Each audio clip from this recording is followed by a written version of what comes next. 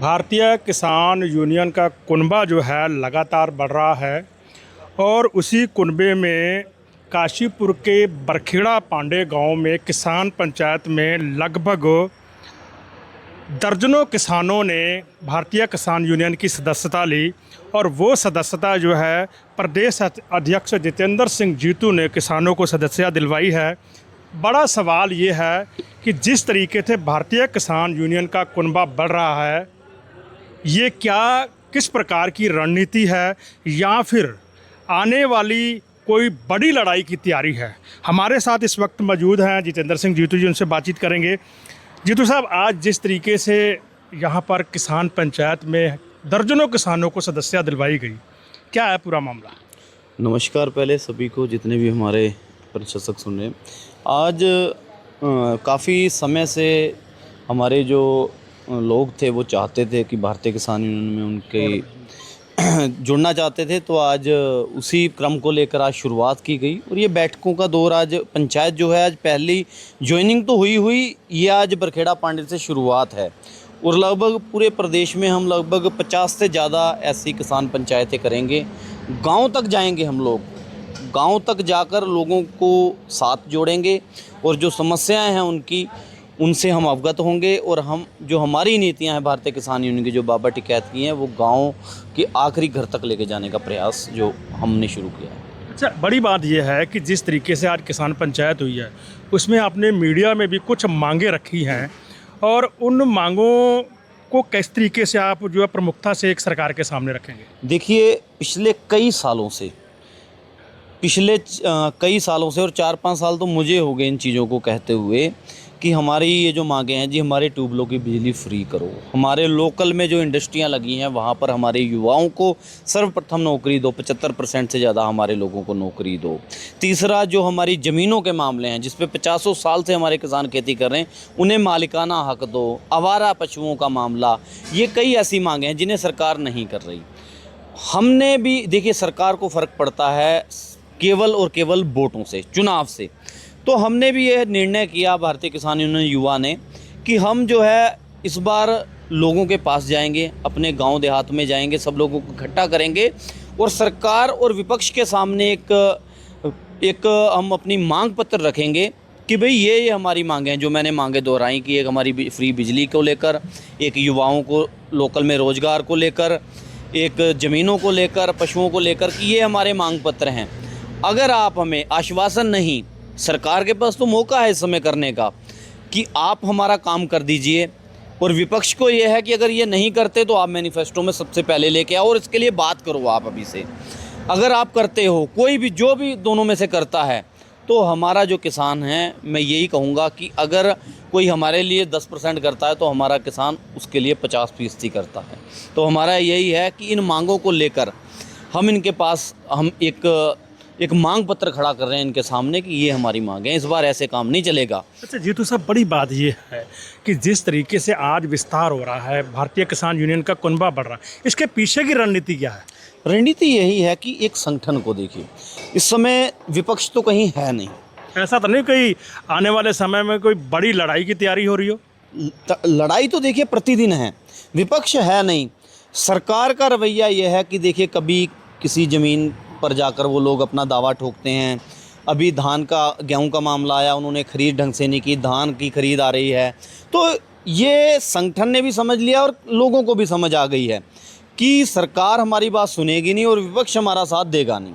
तो इसलिए एक भारतीय किसान यूनियन ही है कि जो इस बात की पूरा कर सकता है और लड़ाई लड़ रहा है, और हमें भी और साथियों की आवश्यकता है। तो इसलिए हम लोग और साथियों को अपनी ताकत बढ़ाने के लिए इकट्ठा कर रहे हैं, और साथी जो नए आ रहे हैं उन्हें अपने जो मसले हैं उन्हें हल करवाना है। तो हम एक दूसरे के पूरक बने हुए हैं, उन चीज़ों को देखते हुए हमारा कुनबा बढ़ रहा है और हम उसकी पूरी तैयारी हैं। बाकी रही बात लड़ाई की, बड़ी लड़ाई की, तो लड़ाई तो हमारी प्रतिदिन ही है सरकार से।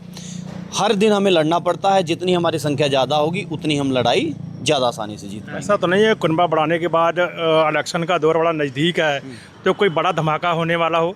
नहीं, धमाका हमारा क्या, हमारा तो बस यही है कि सरकार हमारी इन मांगों पर विचार ना करे, इसमें घोषणा करे। माननीय मुख्यमंत्री जी से यही है, किसानों की बिजली फ्री करो आप लोग, हमारे युवाओं को लोकल में आप हमारी नौकरियां दो, तो देखो फिर किसान कैसे आपके साथ हैं।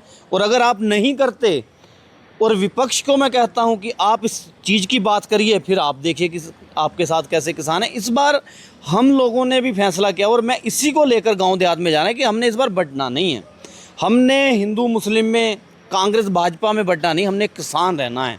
और अगर हम किसान रहेंगे तो इन सरकारों से हम कुछ ले सकते हैं, अपनी मांगों को पूरा करवा सकते हैं। वैसे तो हम मांग पत्र पूरे 5 साल देते रहते हैं, जब वोट का समय आता है उस समय हम भाजपा कांग्रेस में बढ़ जाते हैं। बस मेरा यही लोगों को समझाना है कि इस बार बंटना नहीं है हमने, इस बार हमने किसान रहकर इस चुनाव में शमूलियत करनी है। उसी की ये तैयारी चल रही है कि हम लोग इकट्ठा होंगे, सभी लोगों को एकजुट करेंगे, किसानों को, और उसके बाद ये जो हमारी मांगें हैं एक बड़े प्लेटफॉर्म पर इस मांगों को रखेंगे। जो हमारी मांगों को पूरा करेगा किसान।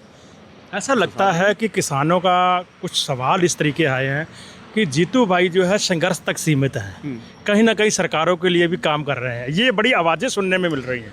क्या इसमें सच्चाई कितनी है? देखिए, सरकार तो इस समय भाजपा की है, और हम रोज़ के रोज़ प्रोटेस्ट करते हैं। मेरा प्रोटेस्ट जो है, मेरा क्या, जितने भी हमारे किसान संगठनों के लोग हैं उनका सरकारों के खिलाफ ही संगठन वो होता है।